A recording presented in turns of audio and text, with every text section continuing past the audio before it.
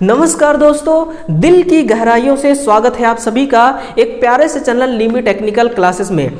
देखिए, आज हम यूपीपीएसएल TG2 जो 3 नवंबर शिफ्ट सेकेंड में पेपर हुआ है, उस पेपर का सटीक एनालाइज करने वाले हैं। आप जैसे विद्यार्थियों की मदद से मुझे 25 प्लस क्वेश्चन मिले हुए हैं। उन क्वेश्चनों का आज हम विधिवत विस्तार पूर्वक उसका वर्णन करते हुए एनालिसिस कराऊंगा। देखिए, आपको मैं एक व्हाट्सअप नंबर दे रहा हूँ, है ना, 8717918422, है ना। ये हमारा व्हाट्सअप नंबर है। अगर आपका एग्जाम हो गया है तो आप क्वेश्चंस भेजेंगे, अगर आपका एग्जाम नहीं हुआ है तो जब भी आपका एग्जाम होगा आप क्वेश्चंस को जरूर भेजिएगा, है ना, ताकि जो जिन विद्यार्थियों को देखिए एग्जाम होना बाकी है ना, उनको थोड़ी हेल्प मिल सके, उनको थोड़ी मदद मिल सके, है ना। देखिए, ये क्वेश्चन हमारा ये व्हाट्सअप नंबर है, इस पर आपको क्या करना है, क्वेश्चन भेजना है। मेरे पास 25 प्लस सेकेंड शिफ्ट का क्वेश्चन है, इसका हम विस्तार पूर्वक डिटेल से एनालिसिस करने वाले हैं और फर्स्ट शिफ्ट का एनालिसिस करा चुका हूं मैं। अगर आपने उस वीडियो को नहीं देखा होगा तो जरूर जाके देखिएगा, है ना, फिर आपके एग्जाम में देखिए वो काम आ सकता है। पहला क्वेश्चन मैं आप सभी के लिए रेडी करता हूं और एक बार इस वीडियो को भी शेयर बिल्कुल दिल पे हाथ रख के करिए, है ना। बिल्कुल दोस्तों, दिल का कनेक्शन दिल के साथ ही होता है ना। तो आप प्यार से बिल्कुल शेयर करेंगे इस वीडियो को और एनालिसिस अच्छा लगे तो आप थम्स अप जरूर करके जाइएगा। पहला क्वेश्चन हाजिर करता हूं आप सभी के बीच। पहला क्वेश्चन देखिए क्या कह रहा है भाई, कि पीएनपी ट्रांजिस्टर में धारा का प्रवाह किससे, मतलब कि किसके द्वारा होती है। लो भाई लो, इससे आसान क्वेश्चन और क्या हो सकता है ना। पीएनपी ट्रांजिस्टर, देखिए एक ट्रांजिस्टर है, किस प्रकार की, पीएनपी ट्रांजिस्टर। आप देखिएगा मेरे भाई कि जो ट्रांजिस्टर होता है ना, जिसकी अधिकता, जिस चार्ज कैरियर की अधिकता सबसे अधिक होगी, करंट उसी के द्वारा फ्लो होगी। तो इसमें क्या है, P अधिक है, यानी कि P क्या है, होल्स है मेरे भाई, ये क्या है, होल्स है, और N क्या है, फ्री इलेक्ट्रॉन, है ना, फ्री इलेक्ट्रॉन। तो इसमें धारा का प्रवाह कैसे होगी, है ना, इसमें धारा का जो प्रवाह है मेरे भाई वो कैसे होगा, वो होगा होल्स की मदद से। कैसे, होल्स के द्वारा इसमें धारा का प्रवाह होगा। अगर यहीं पर NPN ट्रांजिस्टर होती तो फ्री इलेक्ट्रॉन के द्वारा इसमें क्या होती, धारा का प्रवाह, है ना, धारा का प्रवाह। बिल्कुल डिटेल के साथ मैं आपको बताने वाला हूं, आप भी पूरे इत्मीनान के साथ इस सेशन को प्यार से देखते रहिएगा। अगला क्वेश्चन भेजा गया था भाई, डीसी सीरीज मोटर का प्रयोग कहां पर किया जाता है। कई बार दोस्तों, कई बार इसका यूज बताया जा चुका है। डीसी मोटर का प्रयोग कहां पर करते हैं, तो शिद्दत से सुनिएगा, इसका यूज हम करते हैं ट्रैक्शन कार्य के लिए, है ना। कहां पर, ट्रैक्शन कार्य। मैं आपको याद दिला दूं ट्रैक्शन कार्य किसको कहते हैं। जैसे कि रेलवे, जहां पर खिंचाव की जरूरत अधिक हो, रेलवे में देखिए, रेलवे का जो इंजन होता है, ट्रेन का जो इंजन होता है, उसमें खिंचाव बहुत ज्यादा होती है, क्योंकि उसके पीछे बोगी कनेक्ट होती है, वो सबको खींच करके लेती है, यानी कि ट्रैक्शन कार्य कर रही है। क्रेन देखते हैं, लिफ्ट देखते हैं, है ना, क्रेन में क्या होता है, भारी भरकम सामान को ऊपर उठाता है, यानी कि उसमें भी देखिए ट्रैक्शन कार्य होती है। तो यही होती है बेसिकली हमारी ट्रैक्शन कार्य, यानी कि खिंचाव वाले काम, है ना। तीसरा क्वेश्चन क्या भेजा गया था कि भाई दो अर्थ इलेक्ट्रोड के बीच की दूरी कितनी होगी, है ना। ऑप्शन क्या था मुझे नहीं मालूम, मैं आपको आंसर बताता हूं। तो देखिए क्या है क्वेश्चन, दो अर्थ इलेक्ट्रोड के बीच की भैया दूरी बताइए कितनी होगी। तो इसकी तो दूरी 6 मीटर से कम नहीं, कितना, 6 मीटर से कम नहीं होना चाहिए इसकी दूरी, है ना। अब ऑप्शन में कितना था वो आप बताएंगे। देखिएगा नेक्स्ट क्वेश्चन, चौथा नंबर क्या पूछा है, लेड एसिड बैटरी में सेपरेटर का कार्य, किसका कार्य, सेपरेटर का क्या कार्य होता है। तो इसका कार्य होता है, देखिए जो लेड एसिड बैटरी होती है ना, उसको हाई करंट से चार्ज आप नहीं कर सकते हैं। अगर हाई करंट से अगर चार्ज करते हैं तो उसकी जो प्लेट्स होती है ना वो मुड़ जाएंगी, और मुड़ करके आपस में अगर टच हो गई ना तो ये शॉर्ट हो जाएंगी। तो शॉर्ट होने से बचाता है, ये क्या करता है, शॉर्ट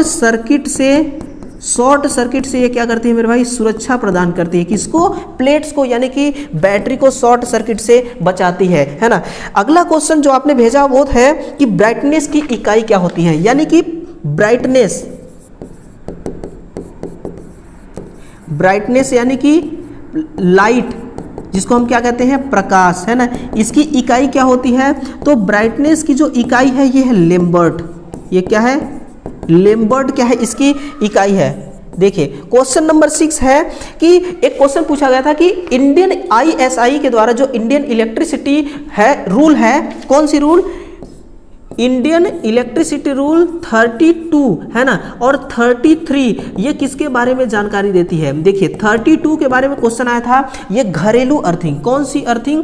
ये मेरे भाई घरेलू अर्थिंग के बारे में ये जानकारी देती है।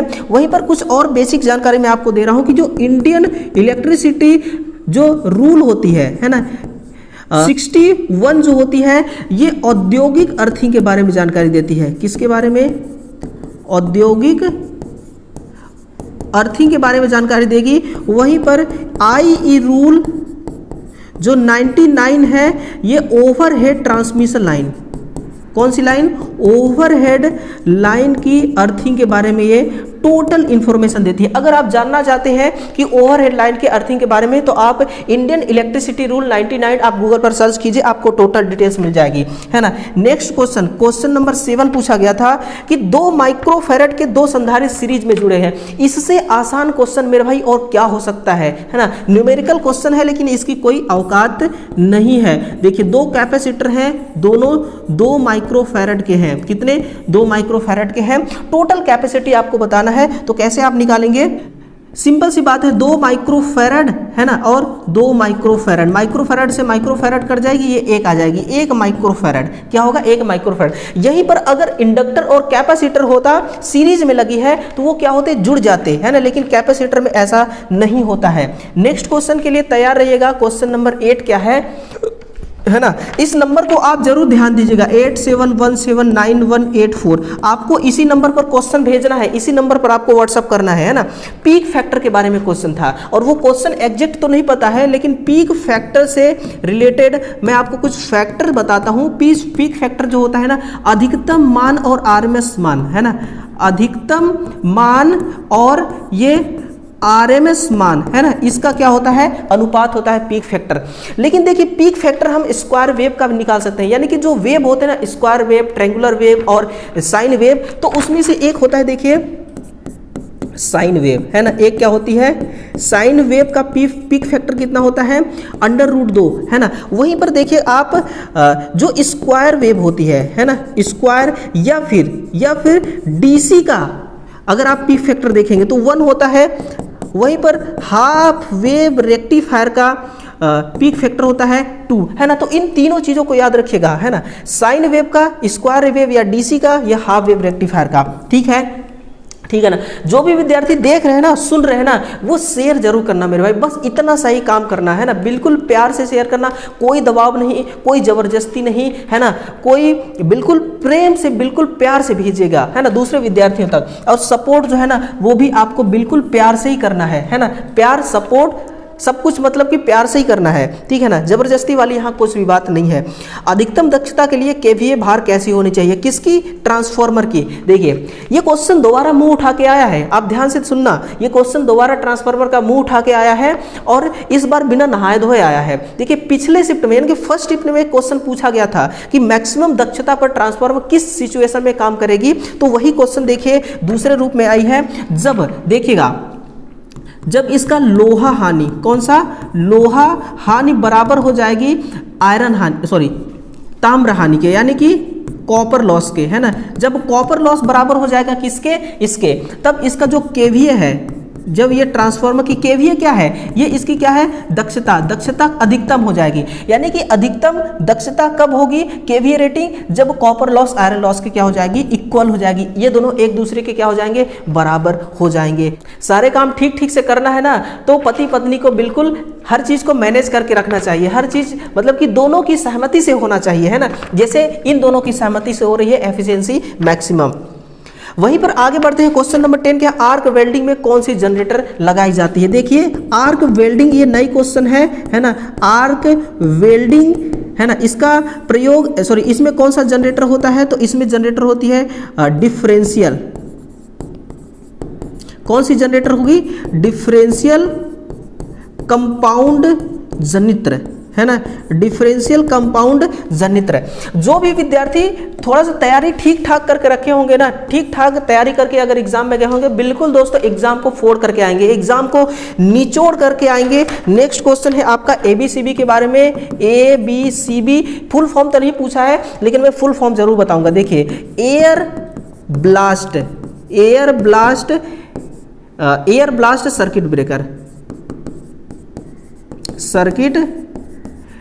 है, एयर ब्लास्ट सर्किट ब्रेकर। इसमें प्रेशर पूछा गया है, दबाव, तो इसमें दबाव कितना होता है एयर ब्लास्ट सर्किट ब्रेकर में? किसकी दबाव? हवा की दबाव, है ना। किसकी? हवा की दबाव कितनी होती है? तो 20 से लेकर के 30 किलोग्राम पर सेंटीमीटर स्क्वायर। ये क्या है? ये इसका प्रेशर है, यानी कि इसी प्रेशर के साथ वो क्या करता है? आर्क को बुझाता है एयर ब्लास्ट सर्किट ब्रेकर। ठीक है मेरे भाई। और क्या है कि ये देखिए 400 कितना 400 किलो वोल्ट तक की लाइन में इसको हम इस्तेमाल करते हैं। कितना? 400 किलो वोल्ट तक की लाइन में इसको इस्तेमाल करते हैं। एयर ब्लास्ट सर्किट ब्रेकर इसका क्या है? पूरा नाम है, पूर्णतः नाम है ना। ध्यान से सुनना, हर एक क्वेश्चन आपके लिए दोस्तों बहुत काम की चीज हो सकती है। बहुत सारे क्वेश्चन देखिए रिपीट हो रहे हैं, इतना आप ध्यान रखना, है ना। आईएफएससी कोड में कितनी डिजिट होती है? कंप्यूटर के क्वेश्चन आगे, सॉरी जीके का क्वेश्चन आ गया। आईएफएससी कोड में कितनी डिजिट होती है ना। तो देखिए आईएफएससी कोड में टोटल 11 डिजिट होती है। कितनी डिजिट होती है? 11 डिजिट। मोबाइल नंबर से एक नंबर अधिक होता है। इसका पूरा नाम होता है इंडियन फाइनेंशियल सिस्टम कोड है ना। ये क्या है? इसका पूरा नाम है। नेक्स्ट क्वेश्चन वहीं पर देखना आप 13 नंबर का।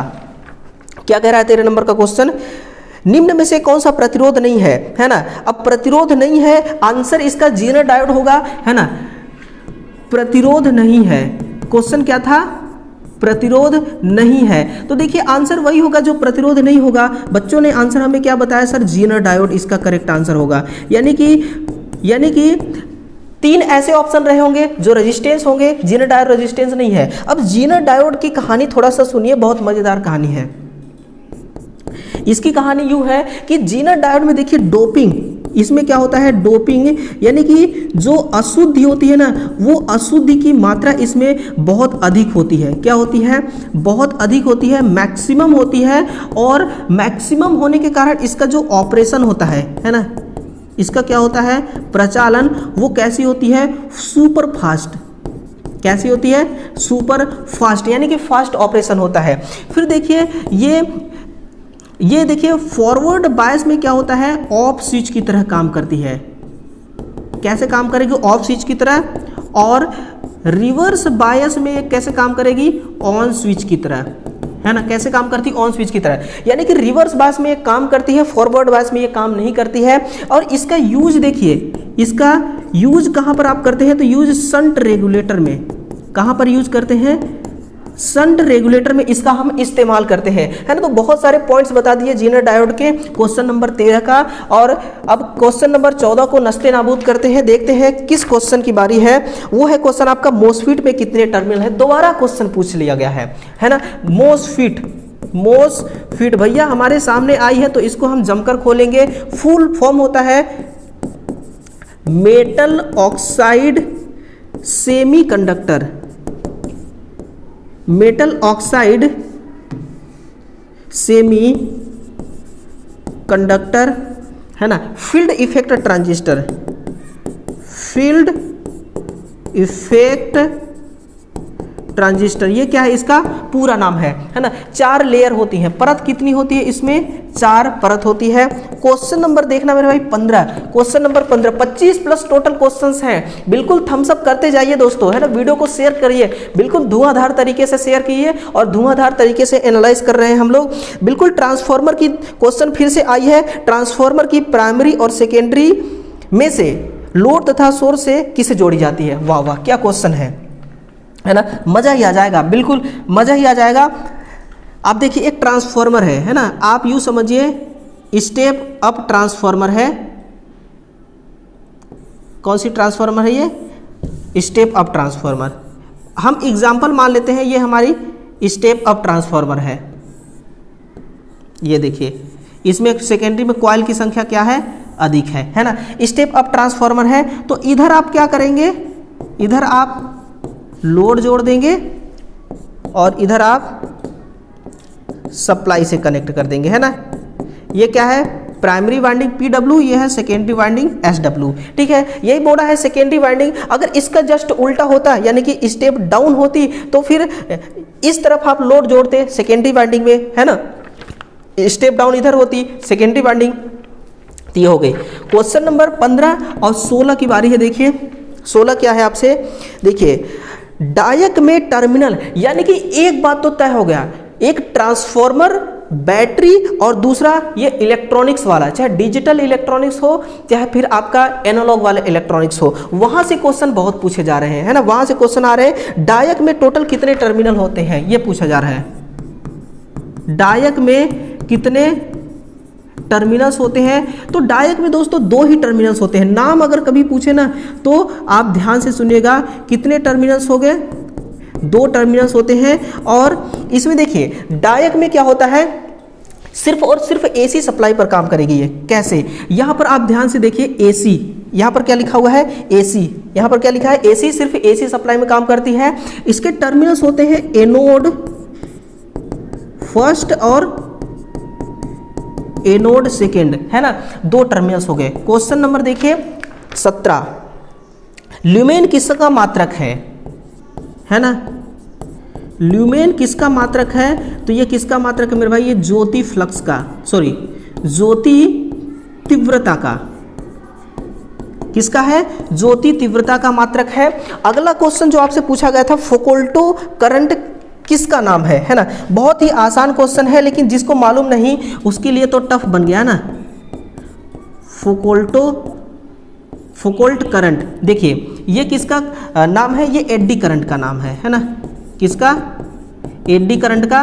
और पोल सैम्फरिंग करके, कैसे करके, पोल सैम्फरिंग, जिसको आप कहते हैं लेमिनेट करना, जिसको आप क्या कहते हैं, लेमिनेट करना। लेमिनेट करके हम एडी करंट को कम करते हैं, फोकोल्ट करंट को हम कम करते हैं। देखना मेरे भाई, इसीलिए कही जाती है एग्जाम तो एक दिन होगा ही होगा। अगर फॉर्म आपने अप्लाई किया है तो आप तैयारी में रत्ती भर कमी मत होने दीजिए, तैयारी में बिल्कुल भी रत्ती भर कमी मत लाइए। लेकिन देखिए हर कोई अपने हिसाब से ही तैयारी करता है ना। जो स्टूडेंट मौज में रहा होगा आज उसके लिए ये क्वेश्चन टफ लग रहे होंगे, जिसने बिल्कुल उस टाइम पे बिल्कुल जमकर मेहनत किया होगा ना, उसको आज ये क्वेश्चन सारे बिल्कुल आसान लग रहे होंगे, है ना। 19 नंबर का क्वेश्चन, 19वां नंबर का क्वेश्चन है कि डीसी मोटर की गति किससे मापी जाती है ना, डीसी मोटर की स्पीड किससे मापी जाती है? तो इसका मापन हम करते हैं, देखिए टैकोमीटर से। किससे? टैकोमीटर से इसका मापन करते हैं। यानी कि डीसी मोटर की जो सॉफ्ट होती है ना, वहीं पर टैकोमीटर को ले जा करके टच करा देते हैं। इसी तरह से एक नॉब होती है, सॉफ्ट में टच करा देते हैं और कितना आरपीएम वो दे रही है हमें, किस आरपीएम पर घूम रही है, वो टैकोमीटर उसको डिजिटली रूप से क्या करता है, उसको रीड कर लेता है, रीडिंग दे देती है। नीला नीला भूरा सिल्वर, इससे आप समझ गए होंगे, नीला नीला भूरा सिल्वर यानी कि प्रतिरोध कलर, प्रतिरोध का रंग क्या है, नीला नीला और क्या है, भूरा, है ना, नीला नीला भूरा सिल्वर, भूरा और सिल्वर, ये 4 क्या है, ये 4 क्या है आपके हैं कलर है ना। तो नीला का कितना डिजिट होगा, 6, नीला का भी कितना होगा 6, भूरा का 10⁻1 है ना, यही होगा भूरा का 10⁻1, 10⁻0 1 किसका होता है, 1 होता है ब्लैक का। और चांदी का कितना टॉलरेंस होता है, +-10% है ना। तो आप इसको कैसे लिख सकते हैं, 6 × 10⁻1 +-10%, यानी कि आप इसको लिख सकते हैं 660 +-10%, यानी कि ये क्या हो गया आपका, ये इस प्रतिरोध का कलर कोडिंग हो गई, है ना, इस प्रतिरोध का कलर कोडिंग इस कार्बन रेजिस्टेंस का। नेक्स्ट क्वेश्चन है आपका, देखिए ध्यान से, अब क्वेश्चन कम ही बचे हैं। पीएनपी ट्रांजिस्टर में टर्मिनल की संख्या, चाहे मेरे भाई पीएनपी हो चाहे एनपीएन हो, कितने टर्मिनल्स होंगे, 3 ही टर्मिनल्स होंगे, है ना। टर्मिनल्स केवल और कितने होंगे, 3 ही टर्मिनल्स होंगे। निकल आयरन सेल का अन्य नाम क्या है, एडिशन सेल, है ना। निकल आयरन सेल का नाम पूछा गया है यहाँ पर कि इसको और किस नाम से जानते हैं, तो इसको हम एडिशन सेल के नाम से जानते हैं ना, एडिशन सेल, और इसका लाइफ टाइम कितना होता है 10 वर्ष। ध्यान रखिएगा, यही एक बैटरी खतरनाक है जो बहुत अधिक मैक्सिमम इसका लाइफ टाइम है। FET का पूरा नाम, अब देखिए पूरा नाम पर हम आते हैं। FET को हम कहते हैं फील्ड इफेक्ट ट्रांजिस्टर। तो ये क्या है, ये एक प्रकार की क्या है, ट्रांजिस्टर है। क्वेश्चन नंबर 24 देखिए, ट्रिपल VFD यानी कि, रुकिए यहां पर देखिए 24 नंबर का क्वेश्चन है ना, ट्रिपल VFD इसका फुल फॉर्म होगा variable voltage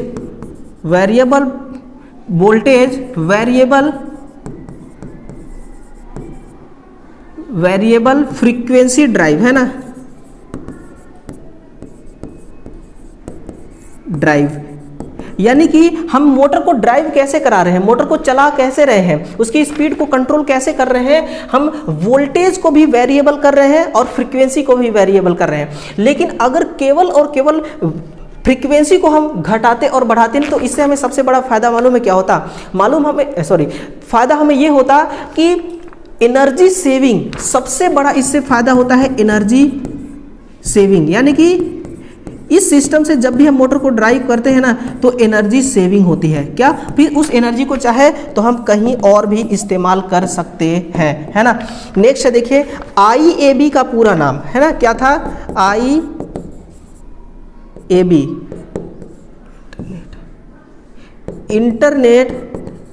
internet architecture board. ये क्या होता है, ये IAB का पूरा नाम है। क्वेश्चन नंबर 26 है देखिए, PMMC का पूरा नाम, PMMC मीटर का पूरा नाम क्या है, तो इसका पूरा नाम है permanent magnet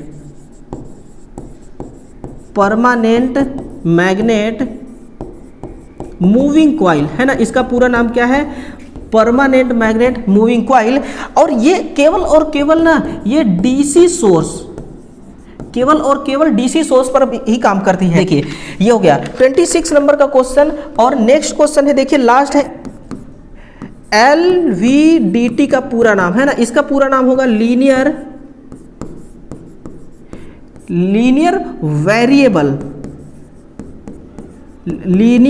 variable differential transformer. यानी कि LVDT क्या है, ये एक प्रकार का ट्रांसफॉर्मर है ना। तो ये रहे टोटल सवालों का सटीक एनालिसिस, बिल्कुल पूरे प्रश्नों का निचोड़। मेरे पास 20+ क्वेश्चन है ना, 25+ क्वेश्चन मिले थे। उन सभी क्वेश्चनों का देखिए मैंने आपको सटीक एनालाइज दे दिया। हर क्वेश्चन को धुआंधार तरीके से यहाँ पर एनालाइज किया गया है। बिल्कुल मजा आ गया होगा पढ़ करके, और आप मुझे भी मजा आ गया पूरा इसको एनालाइज करा के, ठीक है ना। देखिए फिर से मैं वही आपको नंबर दे रहा हूँ, अपना व्हाट्सअप नंबर दे रहा हूँ। आप उस नंबर को जो है ना आप नोट जरूर करना मेरे भाई, ठीक है ना। आप उसको नोट जो है वो जरूर करना। और ये है हमारा व्हाट्सअप नंबर। ये क्या है, हमारा व्हाट्सअप नंबर है ना। और इस व्हाट्सअप नंबर पर आपको क्या करना है, ये हमारा व्हाट्सअप नंबर, इस नंबर पर आपको क्या करना है, क्वेश्चन शेयर करना है हमारे साथ, है ना। तो चलिए जो अगले शिफ्ट में एग्जाम हो रही है उस क्वेश्चन का भी मैं सॉल्यूशन दूंगा, उसका भी मैं एनालिसिस कराऊंगा, ताकि आप देखिए आप इस नंबर पे क्वेश्चन को जरूर शेयर कीजिए, है ना। तभी, क्योंकि मैं एग्जाम में तो बैठ नहीं रहा हूं, बैठ तो आप रहे हैं ना, आप जैसे विद्यार्थी बैठ रहे हैं, तो आप जरूर शेयर कीजिएगा ताकि हम दूसरे विद्यार्थियों का हेल्प कर सकें और आप भी अपना मिलान कर सके, है ना, सटीक मिलान कर सके कि आपका आंसर सही है या फिर नहीं। ठीक है, चलिए मिलते हैं नेक्स्ट सेशन में। तब तक के लिए दोस्तों आप सभी का बहुत बहुत थैंक्स है कि आपने इस वीडियो को पूरा देखा, है ना, प्यार दिया और इस वीडियो को शेयर किया। चैनल को सब्सक्राइब जरूर कर लीजिएगा। इसी प्रकार का एनालिसिस हम डेली कराएंगे जब तक आपका एग्जाम कंप्लीट नहीं हो जाता है ना। किसी भी प्रकार का ऑफलाइन बैच की जानकारी लेना है या ऑनलाइन बैच की जानकारी लेना है, ये जो आपको नंबर दिखाई दे रहा है ना, ऑफलाइन प्लस ऑनलाइन। किसी भी प्रकार की आपको इन्फॉर्मेशन लेना है तो आप इस नंबर को एक बार जरूर डायल कीजिए और सटीक जानकारी लीजिए कि ऑफलाइन बैच कैसे आपको मिलेगी, है ना, ऑनलाइन बैच आपको कैसे मिलेगी। चलिए दोस्तों, धन्यवाद आप सभी का, आप सभी ने इतना ढेर सारा प्यार और स्नेह दिया। लगातार हमारे जो दोस्त हैं, जो हमारे मित्र हैं, जो हमारे विद्यार्थी हैं, हमारे चैनल के साथ जुड़ रहे हैं और प्यार दे रहे हैं। इसी प्रकार का प्यार और स्नेह देते रहिएगा, हम आप सभी के सदा आभारी रहेंगे और इसी प्रकार आप सभी के लिए हमारी मेहनत सदा यूं ही जारी रहेगी। तो चलिए मिलते हैं अगले सेशन में, तब तक के लिए आप सभी का दिल से थैंक यू।